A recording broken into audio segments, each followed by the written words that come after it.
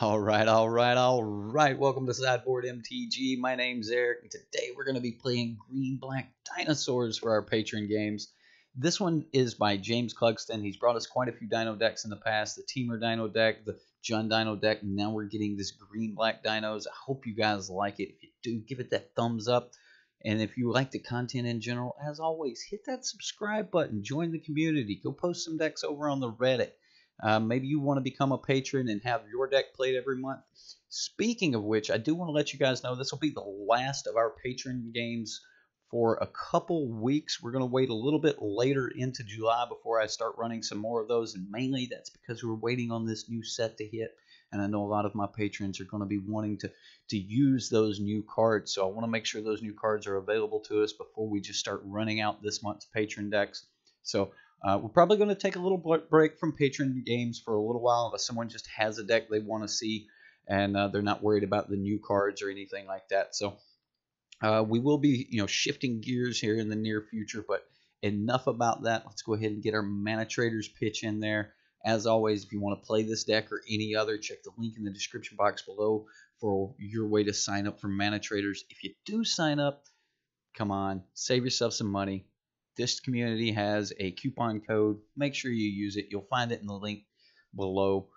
Guys, let's check out this Dinos deck, right? All right, so let's just start right off the bat here. I mean, we've got some heavy hitters. We've got Vraska, Relic Seeker. We've got Carnage Tyrant. Now, yeah, I know Vraska is not a dinosaur, but Vraska is one of those cards that can just take the game away from you. Now, Vraska is I really like the card, and it and a couple Carnage Tyrants is just like the perfect way to top off the end of your curve here. Now, James has got quite a few other cards, and we're going to jump back down to the lower converted mana cost before we get much further into the deck here.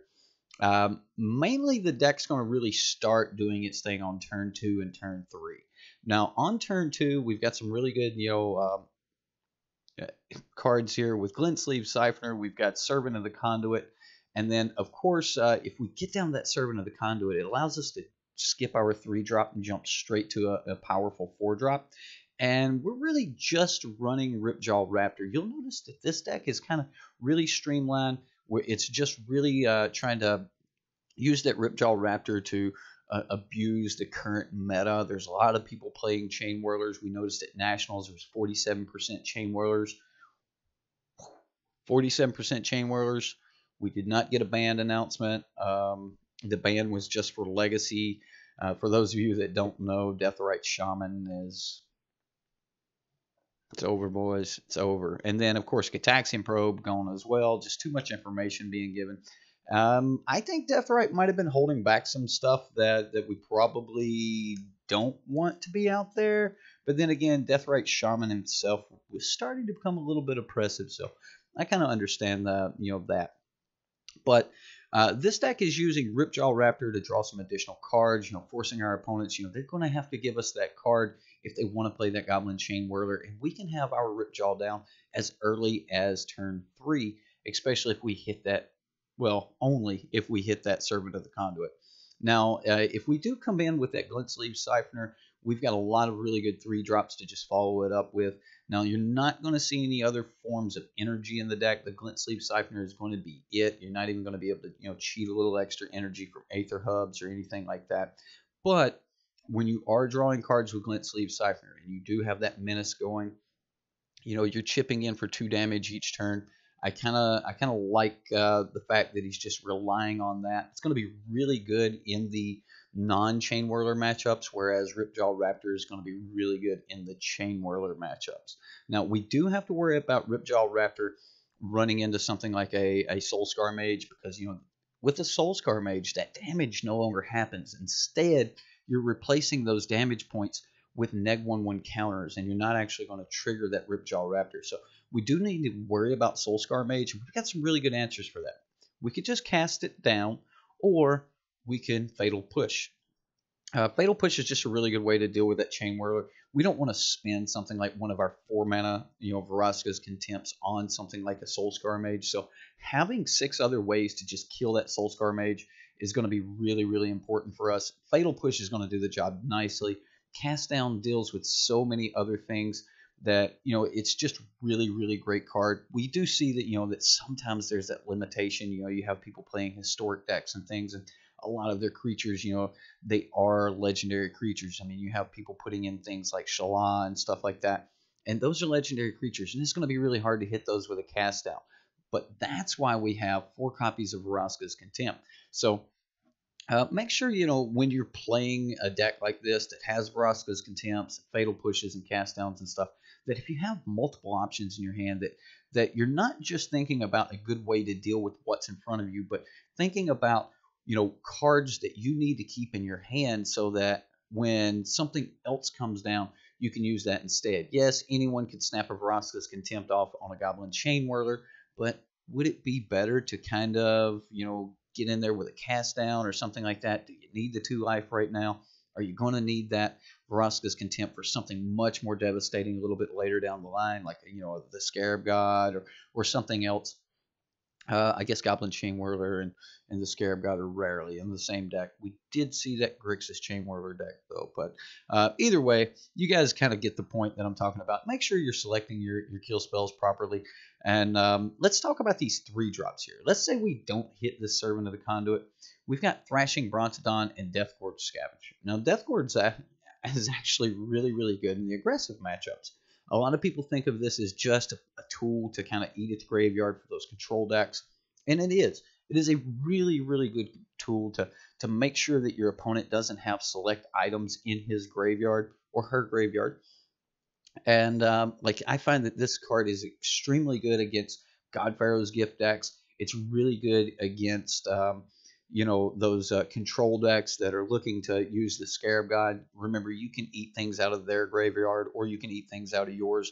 You can just keep your creature content really low so that they can't really pull anything back with the Scarab God. Deathgorge Scavenger just has a ton of really, really good pieces of synergy. Also, like, it has to be said that if you get to kill their Earthshaker Kenra and then eat it with a Deathgorge Scavenger, you have done a lot of damage to these red decks. They're looking to turn 6, or whenever they get to the 6 mana, of course, bring back this Earthshaker Kenra as a 4/4 and get in for a lot of damage. Well, you've just not only stopped that, but you've also, you know, taken that creature out of the graveyard and then gained 2 life. And that 2 life is very, very important in these aggressive matchups. And so the more creatures you can eat, the more that you can do there, the better it's going to help you in these aggressive matchups. And it normally turns Deathgorge Scavenger into a phenomenal card and a must-answer card against these red decks. So they do need to kill it ASAP, or it's going to just get too much value. I mean, if you get to allow it to enter the battlefield, you get to eat a card, and then the next turn, if you happen to swing with it, you get to eat another card. That's gaining 4 life and possibly, you know, putting your opponent down by 3 there. Now, if you get to eat non-creature cards, you can actually push a lot of pressure with this as a 4/3. So Deathgorge Scavenger, just a really, really powerful card. I like the card a lot, and I think that it just has a lot of synergy in our current meta that is full of, you know, those Goblin Chain Whirler decks. He does have that 2 toughness, so he doesn't just instantly die to a Goblin Chain Whirler. He's got some really good effects. So I like the Deathgorge Scavenger here. And then I do want to move on up and talk about the last card here in the main board, and that's Walking Ballista. Walking Ballista's got a couple pieces of synergy here, and, you know, for one, it is going to be able to just deal those points of damage to our opponent or to our opponent's creatures, just kind of, you know, helping us out in combat. A lot of our creatures don't match up exactly well against some of our opponent's creatures, like a Ripjaw Raptor is not going to line up really good against the Scarab God. However, if you can add that extra point of damage from a Walking Ballista or something like that, you're going to be all right. But most of the time, for the Scarab God, we're going to want to you know, use Vraska's Contempt. Probably going to be using that on our Lyras and the Scarab Gods and things like that. But just adding that extra point of damage so that you can, you know, finish up with a smaller creature is always great. And then, of course, if your opponent is playing small creatures, you're just pinging those off. And a lot of times we'll even see this get played on, turn 2 or turn 4, for smaller numbers. But yet late game, you top deck this, you get a 4/4, you got a bunch of mana, you're putting more counters on it. It gets out of hand very, very quick. So Walking Ballista is pretty much a must include in this deck. And then, of course, if we move over to the sideboard, we're going to see a lot of answers here. Now, I do want to point out that we've got 24 creatures. James has went above the 20 creature minimum for Lifecrafter's Bestiary.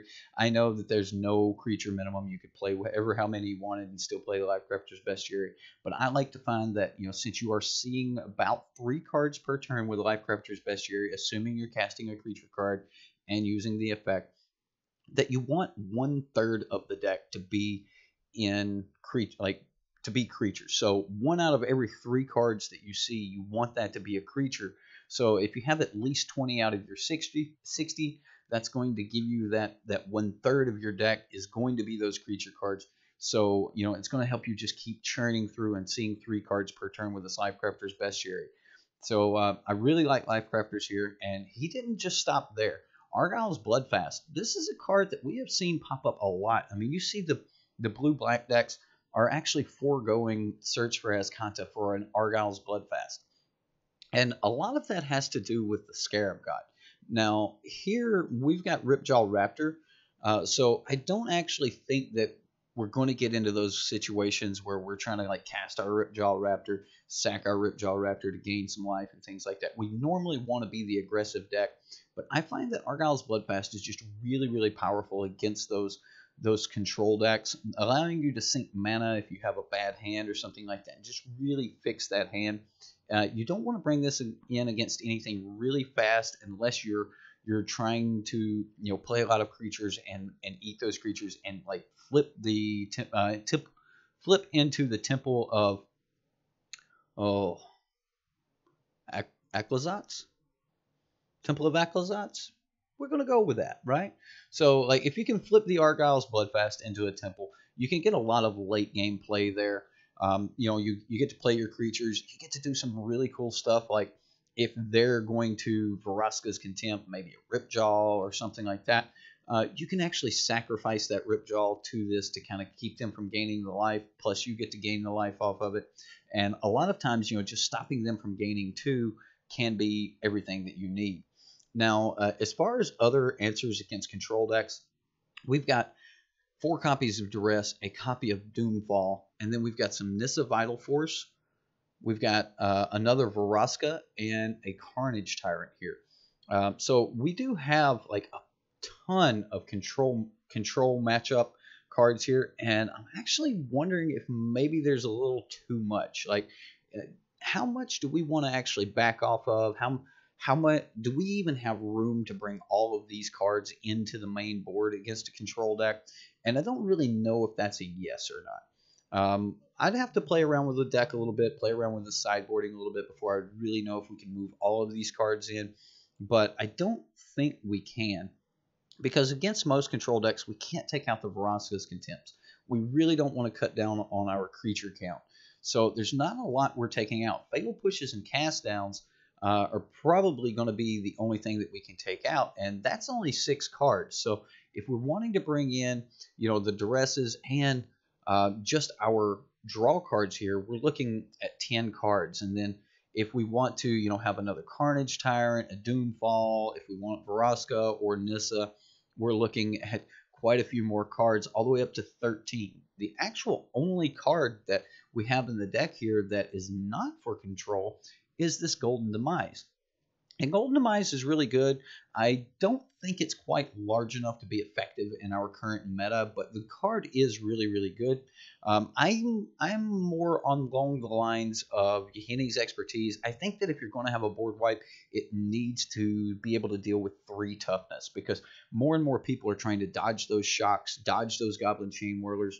They're trying to play those more powerful or tougher creatures, not necessarily more powerful, but tougher creatures that have a higher toughness and can survive those Chain Whirlers, survive a +1/1 counter or so. or a neg 1/1 counter or so from you know, a Soulscar Mage Chain Whirler or something, and that is a huge part of our meta. It is something that you definitely have to worry about. So Chain Whirler has affected everything in that aspect, and I think that maybe a Yahini's expertise or maybe some other way to sacrifice things might be useful here. And then, of course, the Argyle's Bloodfast along with Lifecrafter's Bestiary. I think with 24 creatures, maybe cut down on one Lifecrafter's Bestiary. I do like seeing it in the deck, especially when you have 20 plus creatures in the deck. The card is phenomenal and can just run away with some games. Plus, you're not paying life into it the way you are with Argyle's Bloodfast. So I think you probably don't need 4 sources of draw here. And if you were going to use the Argyle's Bloodfast in this deck, you're not going to be able to manipulate it and abuse it like you can with the Scarab God. So like this may actually just be better suited as something like a Shaper's Sanctuary, and that's only because, you know, there's just not some major ways to abuse this card other than just paying 2 mana and 2 life to draw a card, which is pretty good. So that's our sideboard. That is the deck, and we're gonna jump into a game here and see how this goes. Let's do a quick check. Yep, sweet. Hey, just had to make sure that I didn't record all of that with the thumbnail still up, right? Because that could happen. I'm trying to use these hotkeys here, you know. Is thumbnail up? Is it down? I don't know. I don't know. I can't see. All right, guys. Let's see if we can actually do it like this. Let's go. How does that look? I'm just going to trust that that looks okay. Oh, man. I didn't show you guys the swamps that I put in here. Like, this is my favorite swamp just because it reminds me of Menzo Berenzon. If you read the Dritz Do'Urden novels or anything like that, by R.A. Salvatore, you know, you might know who Dritz Do'Urden is. Dritz Do'Urden, a dark elf from Menzo Berenzon, and you know this has those stalactite buildings and stuff. So I am going to keep this. It's not like the fastest hand that we could possibly have, but we've got good lands, and we've got even better lands now. So I'm just going to lead with our beautiful swamp here. Servant of the Conduit. Come on, Fatal Push would be nice here. Well, that is not a Fatal Push. This isn't terrific for us, guys. I'm not going to lie. I'm a little bit worried that we're about to see a Hydra. And if we do see a Hydra right here, it's probably going to be game over. Okay, so we can beat Ronus. Ronus is not, you know, be-all, end-all. Oh, man.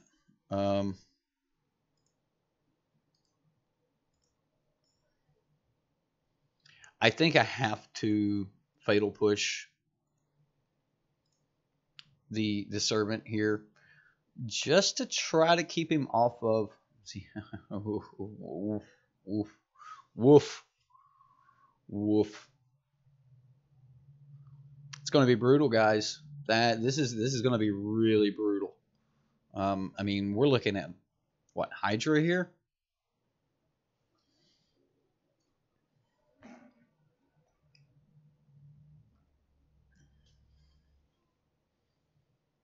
Cast Down would be nice against Hydra. Doomfall would be nice against Greenbelt. Okay, Greenbelt's good. So Greenbelt bounces. He can play the Greenbelt pump. Swing with Ronus. Oh, okay, he's just going to pump here. Swing with both for 9. That's a much better play. Yeah. The opponent is tapped down here, though. I am just going to play another Woodland Cemetery. And because he's tapped down, I'm going to take this opportunity to Vraska's Contempt this Ronus.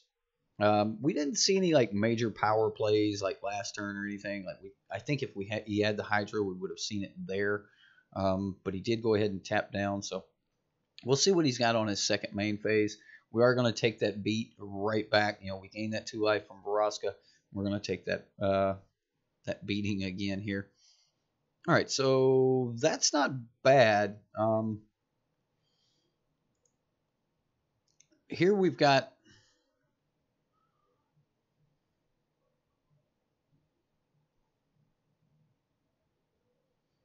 there's no way to really gain life from our Death Gorge Scavenger. I think I want to keep up the Vraska's Contempt and the Fatal Push right now. Looks like he's just going straight into combat.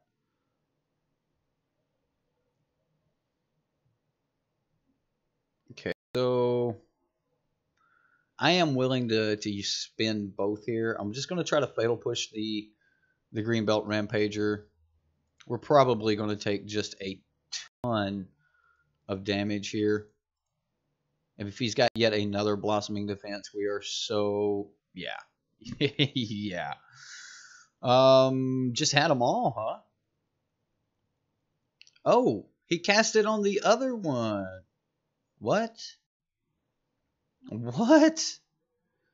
4 Blossom... The opponent cast 4 Blossoming Defense there, guys. And then just didn't want to play with us anymore. Okay, yeah, because we're the one playing the bad deck. Because wow, yeah. Jeez. Opponent was ooh, we can just call it a day right there, boys. 4 Blossoming Defenses. Yeah. It's hard to beat a nut draw like that. But it's pretty good. I mean, I'm not going to lie. The opponent must have done his math. He knew exactly where he needed to be with that. So, yeah. Not a lot we can say about 4 Blossoming Defenses other than we lose. Targeted removals just not going to do the job. This is a little bit of a weak hand as far as the land situation goes, but the removal situation looks really good. There's not a lot going on in the early turns that you can't answer with a cast down. Kari Zeb's kind of one of the big ones that you want to worry about. But I don't think most of the red decks are running Evolving Wilds. We'll see if he gets a mountain. Then I'm okay. All right, there we go. I'm just going to play the swamp. We can at least bluff the Fatal Push here, and I think that's kind of like the best way to go. Man, that 4 Blossoming Defense, that was brutal. Well, we definitely need to hit some lands. These are going to be great if we could just start hitting some lands. It's going to be really hard for the blue-black deck to defeat Carnage Tyrant. Unless he just goes like land, Doomfall. If he is the Doomfall version, there's a couple of these blue-black mid-range decks running around that are running 3 to 4 copies of Doomfall in the deck. And if he's one of those versions, then yeah, I'm just going to kill this now. I mean, yeah, killing it right now before he resolves the trigger is probably bad because it gives him more information. He knows that Champion of Wits is not going to stick around. So maybe that's not terrific. Wish I had a way to give it -1/1 counters so he wouldn't get to draw. Okay, so this is a Reanimator style deck. We're going to have to worry about a Liliana coming in. Okay, there's a Servant. That'll help some. We'll play the Servant. I mean, even if he has to spend part of his next turn dealing with the Servant, that's going to slow him down a little bit. We do need to get this Razakath out of the graveyard before our opponent can Liliana. I would expect the opponent's going to put a lot of emphasis on being able to kill this Servant because we missed our land drop. Yeah, Liliana is going to be doing some mean things. All right, so I am going to go ahead and just eat this Razakath right now, just because I don't want him to be able to bring it back with a Liliana. Plus, we can't cast down a Razakath, so that's also a thing. Yes, we would love to use the ability from Death Gorge Scavenger, gain a little bit of additional life, help pick at this graveyard. Also, it's helping keep the search from flipping. So Death Gorge Scavenger's probably gonna earn his keep here. All right. Really like to get into to something else here. Depending on what he drops, though, like my plan is to kill the Ravenous Chupacabra and to swing with the Deathgorge Scavenger. Again, we need to just be hitting these lands. Probably going to start putting some emphasis on our Thrashing Brontodon. I want to be able to kill the Search for Azcanta, or destroy the Search for Azcanta ASAP. But we are taking a little bit of a beating. Flint Sleeve Siphoner. It seems good, but I think we have to put the Brontodon down. Our opponent's kind of running away with us on land. I mean, he is getting to kind of, sift through the top of his library here to, to pick what he wants. So, we'll see. Search for Azcanta. It's a great card. Really is. I mean, it's just a great card. I think it's weird that it's not showing the other side of it when I point to it here. It's kind of weird. The Scarab God. Well, that's probably going to end it for us, considering we would need both a swamp and we would need. Yeah, he's like, yep, I want to kill that. He wanted me to kill that. So, I mean, I can Glint Sleeve here. It's not going to be enough.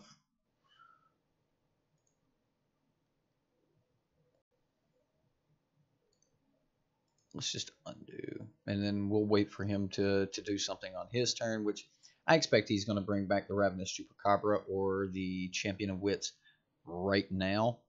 And if he does that, oh, he's just going to allow it to resolve.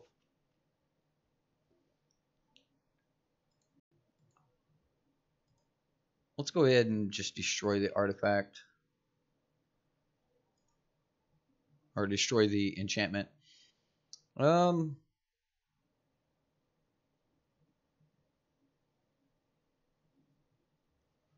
Like, it feels like if you're just not getting to a Carnage Tyrant, that this deck actually feels a little weak. Deathgorge Scavenger is good. They're really situational against the Scarab God, things like that. But the deck feels like it's missing something, like maybe Blossoming Defense or something like that to give yourself a little bit of protection. I don't know. I have just been drawing no lands, but even in the last fight, the deck felt a little weak. Like we're not putting out powerful things, and that's kind of it's bothersome. Like I like playing powerful cards, as do most of you guys, I'm sure. And yes, there's some like massively powerful cards here. We've got Fatal Push, we've got Cast Down, Vraska's Contempt, we've got Vraska, we've got Carnage Tyrant. But that somehow feels like it's lining up a little bit weak here against Ravenous Chupacabra and the Scarab God. But then again, almost all things line up horribly against the Scarab God. Not a lot we can do here. Just we're taking our beats without top decking yet another swamp, and then into another. See, we could play our Ripjaw Raptor, but I don't think that we live playing a Ripjaw Raptor. Maybe we do. Maybe this is our only hope. Ripjaw, you're our only hope. To block maybe the 4/4 or something like that. But if the opponent can well, he can't get rid of his Field of Ruin because we have all basics.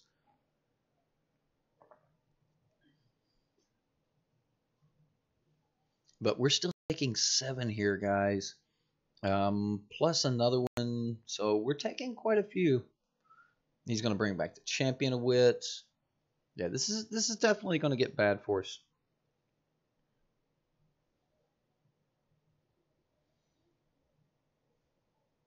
So we need to block with this Ripjaw Raptor. After blocking with Ripjaw, we need to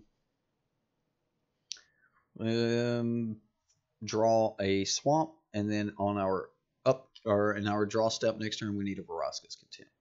Other than that, we are just dead here.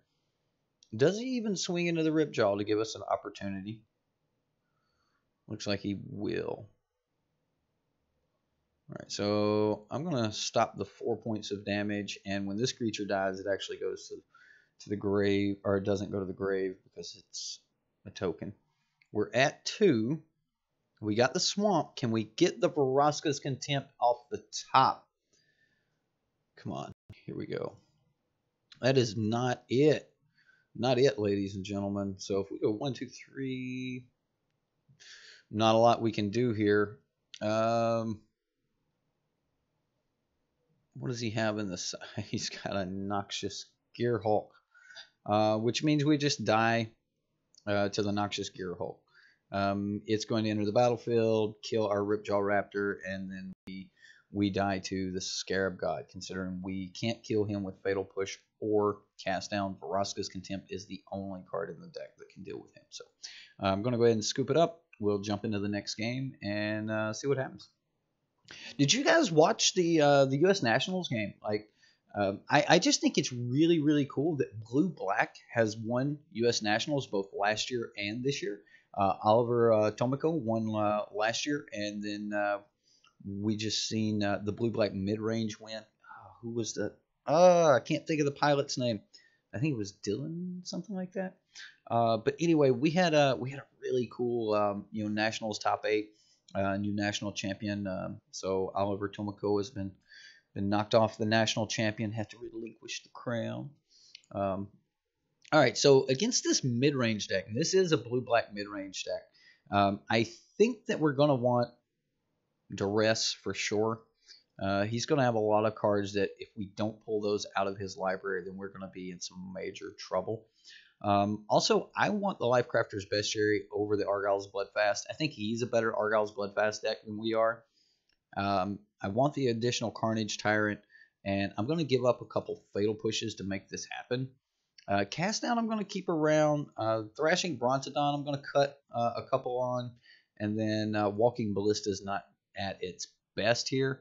Now, in the shaping of these cards, I definitely wanted to stay above 20. So you'll notice that I'm watching my creature count here as I'm sideboarding. I don't want to take too many creatures out. I want to make sure that I have a solid creature count. So I think this is how I want to run this. We might even take another Thrashing Brontodon out for the other Walking Ballista, but dealing with his Search or Escantas and things like that is going to be very important. So I do think that Search and Argyle's Bloodfast are probably the only cards that he's gonna have that we need to worry about with a Brontodon. So this hand doesn't look bad. I'm going to keep it, and we're going to see if we can get a little start here. We will have the turn 2 Servant available. Those Evolving Wilds helping his Fatal Pushes be just that much better. All right, here we go. Woodland Cemetery. Well, we'll just go ahead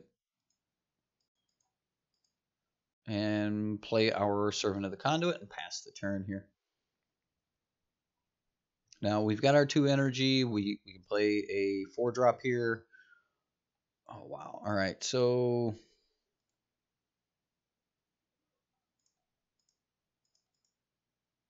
I'm actually not even worried about. And the fact that I swing, I'm going to be projecting that message that I'm not worried about ramping.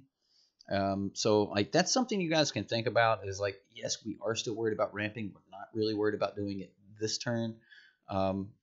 We've got a lot of energy here. We can put that energy into this Glint Sleeve Siphoner. Swinging here, we get a free 2 points of damage, and exactly as I expected, he's going to be putting his kill spells towards the Glint Sleeve, not necessarily towards the Servant, as we've reduced the threat on the Servant. Ooh, we can just fire off this Duress, take a look, see what's going on. Liliana, Ravenous Chupacabra, Champion of Wits. Uh-oh. We got a Awoken Lincoln here.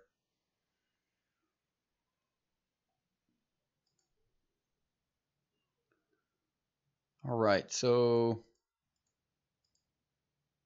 I think I just throw down Thrashing Brontodon, as it's not like the most devastating thing. If you know, if we're looking at, you know, facing a hand that's Ravenous Chupacabra and um, Champion of Wits, then I think Thrashing Brontodon's just really good to just go ahead and throw down. I don't want to throw down the Death Court Scavenger because I want to actually use that to get a little bit of an advantage. So I'm expecting the Ravenous Chupacabra to come in here, kill the Brontodon. I doubt it. Ooh, we did go for the Mana Dork, which means we get to attack.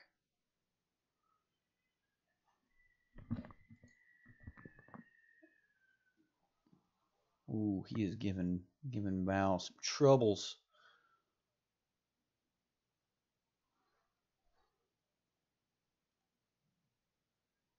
All right, so I don't have the mana yet, but I am going to go ahead and Death Gorge Scavenger and eat this Ravenous Chupacabra just because I want it gone. I don't want to deal with the Scarab God.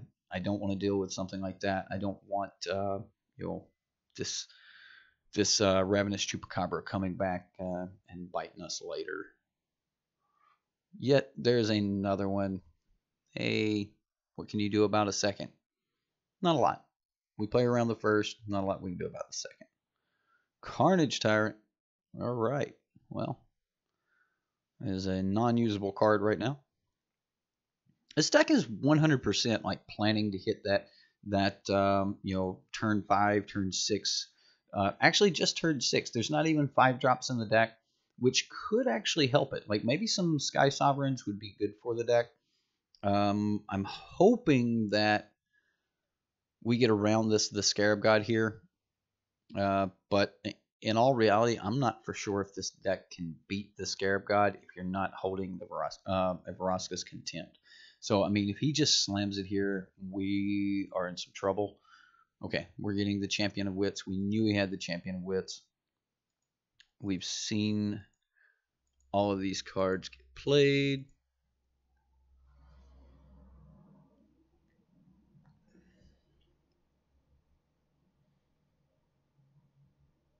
So we're looking for land or a Death Gorge Scavenger off the top here.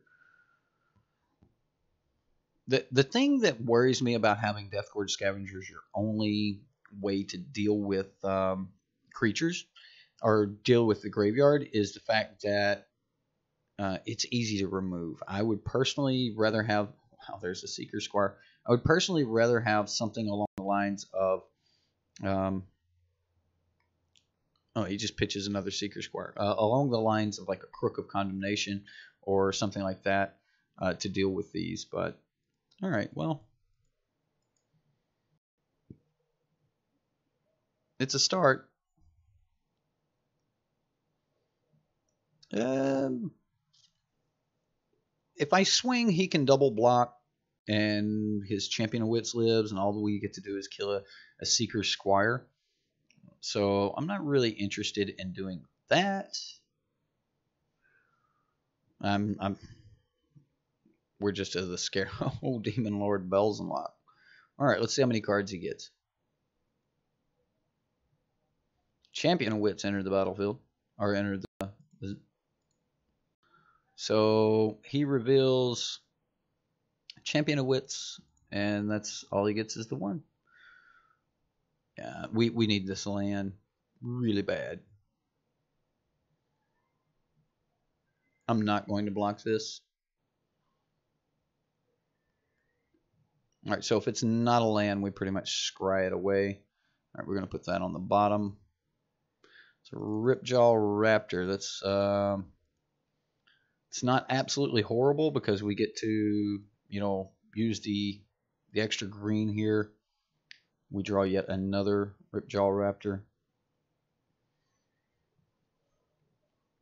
I mean, Ripjaw at least puts the brakes on the opponent. And if any card is going to dig us out of the situation we're in, it is Lifecrafter's Bestiary. But this Flying Trample has got to be answered ASAP. Land Vraska would be a good answer for it, because that will give us a treasure, which means when we Carnage Tyrant, the follow-up turn will guaranteed have the extra mana to draw another card off the Carnage Tyrant. But right now we're taking 6 in the air, and we have got to get to a Vraska's Contempt or a land. So here we go. Opponent's got 2 cards. Oh, don't be the Scarab God. Like, I'm just fearing that card. Yep, that's the one. So it was a good game. I mean, we didn't do much here. These green-black Dinos decks, oh man, all right. We get a Servant of the Conduit. You know what? Let's cancel. If I play Servant, we don't have a good play.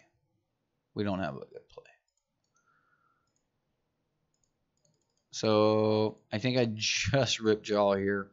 It's the most value. We will play for the land here. Got the land.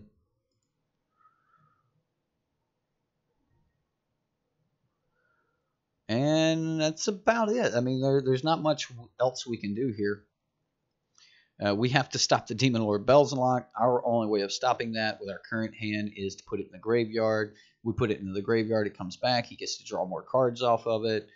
This is not great. It's not great at all. We've got Noxious Gearhulk, Ravenous Chupacabra, both of those in the graveyard. So he's targeting a Noxious Gearhulk right now, which means we're going to lose a Ripjaw Raptor. Yep. Not what we're hoping for. I mean, like, personally, I feel safe with scooping right now. I don't think that we have, outs that can actually pull us back from this without our opponent just drawing completely dead or not knowing how to use the Scarab God, which he's already, shown some discipline with not using it in his upkeep with the trigger on the stack because he had spells he wanted to cast, and then here he's using it in his upkeep with the trigger on the stack to get some additional damage in. So it's clear our opponent knows how to use it. The chances of him not seems pretty slim. Like, this is not feeling real good here, guys. Not feeling great at all. The matchups just we've been severely underpowered. Thrashing Brontodon with them having almost no targets in the deck whatsoever. He's making 2 creatures per turn, and he hasn't even started dipping into our graveyard yet. Yeah. We're going to go ahead and we're going to let the opponent finish things off here.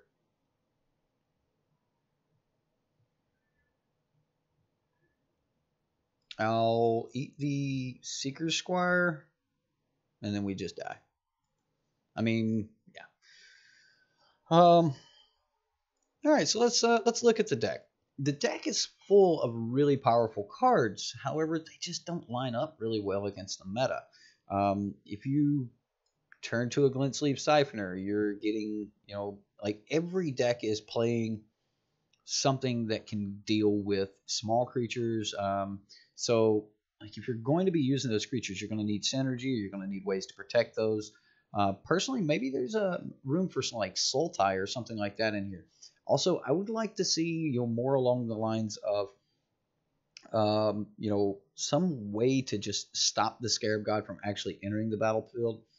We see more and more of these decks actually pushing way into the late game. Like, if they have the survivability to make it through the red decks, then against mid-range decks, you're going to see them push way into the late game, and that's something that we kind of got to look forward in the future as we're building. Like, we want very good late game mana sinks and late game game plan, and we don't have a lot of that really right here, which I don't think that would actually help the deck a lot. Our late game is just slam a Carnage Tyrant and get in there, and I just don't think that that's enough right now. We see a lot of people playing the Doomfalls. We see a lot of other ways to deal with Carnage Tyrant, Settle the Wreckage, Fumigates, things like that. Most of the big decks are going to have an answer for Carnage Tyrant, like that blue-black deck we've just seen. There's a ton of the Scarab God decks floating around. Like, everything leading up to a Carnage Tyrant here is just kind of a little bit weak, yet they are the best cards in the format. Personally, against the blue-black decks, anything running 4 copies of Thrashing Brontodon, you're just losing, because at that point you're just playing a vanilla creature. You don't really have a lot of things that you can do with this sacrifice trigger. However, if you do, or the sacrifice ability, if you run into the Gearhulk versions of it, you can kill Gearhulks with it. So there's that kind of fine line. Do I keep this in just to be able to kill Gearhulks, or can I just like get away with the cast downs? And I think against maybe like a Chain Whirler deck or something like that, we would have done much better. However, we were just not facing those type of decks, and right now more and more people are playing those blue-black decks because they deal with the Chain Whirlers so well. I mean, getting back 4/4 Chain Whirlers of your own is really good. So the Scarab God is back. He's back, baby. So make sure you guys watch out for that. I think that this deck just doesn't line up really well against the Scarab God deck. I think we would have been playing against like red-green or red-black or something like that. We would have had a much better matchup. Even against Control, I'm not really sure how well it lines up against that. It seems like there's only certain creatures you really got to worry about, and if the Control deck has any way to wipe the board and they can get around the Carnage Tyrant, then there's not going to be a lot you can deal with. The targeted removal lines up very good against this deck. I will say that the Death Gorge Scavengers and the Thrashing Brontodons, that's a good way to get around Fatal Push. 3 converted mana cost spells are really good ways to get around Fatal Push. We're not seeing a lot of decks run ways to actually activate Fatal Push, so if they're not losing something in combat or something like that, then Fatal Push is not going to get your 3s as often as we would like to see them. But overall, like, the deck is good. It's in a spot right now where it just doesn't line up very well in the meta. We know that Ripjaw Raptor is one of the worst things that we can give our opponent when we're an aggressive deck. Like, we don't want to see a Ripjaw Raptor, and there's a lot of times where your opponent's playing an aggressive match and they don't want to see your Ripjaw Raptor. However, if you can remove it without actually having to do damage to it, and these blue-black decks do not do damage, they have destroy effects, so they're not actually going to net you that extra card. So at that point, you've paid 4 mana for just a 4/5 that will probably never even get a chance to attack. But if you do get to draw a card or 2 off of it, it's really good. So like, I'm not saying this deck is bad by any means. I just don't think that this lines up right now in the meta with all the blue-black. Like we were mentioning, the blue-black deck from Nationals, and so a lot of people are back on that blue-black strategy. A lot of people have the Scarab Gods. They've just kind of put them away, put them in their commander decks for right now, and then all of a sudden, you have something like U.S. Nationals come out, and then just bam, the Scarab God's back. He's back with force. So that's kind of where we're at. I mean, like, I hate that we lost with the deck, but again, like, I just think that the matchup right now in our meta is just not where we want it to be. It's probably one of those things that we want to like revisit again here in the near future. So maybe even go green-white, giving yourself some Shalaz or something like that, allowing you to run Settle, allow you to run Seal Aways, things like that might actually be worth looking into. So my name's Eric. I've had a lot of fun playing this green-black Dinos deck, even though we did get destroyed by the Scarab God. Let's face it, I mean, we just lost to the Scarab God. We were going to be able to get that demon there, that demon lord, Beelzebub, whatever you want to call him. Yeah, we were going to be able to deal with him with the Varaska, but the Scarab God was just a little too much for us. So, guys, my name's Eric. We'll see you next time. Sideboard MTG.